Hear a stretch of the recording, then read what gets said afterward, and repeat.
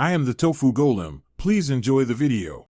You start by preparing the device, update EMUI and connect to Wi-Fi so services install reliably. Once done, charge to at least 50% and confirm you know your Google email and password. Next, download a reputable installer app like Google Fire.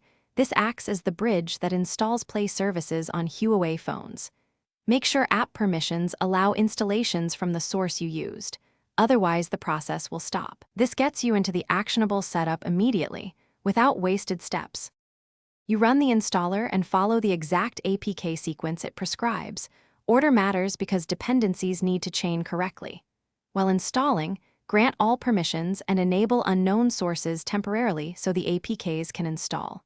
If a step fails, retry the last APK before proceeding. Once the installer asks, reboot the phone to finalize framework registration so Play Services runs properly.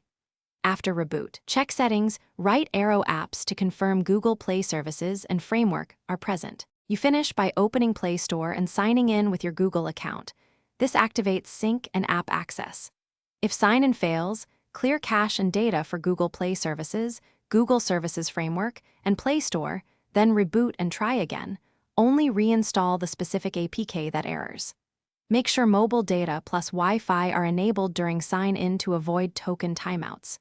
If you still hit issues, repeat the installer sequence. The installer logs usually show which component failed. Thanks for watching. Consider subscribing if we helped you today.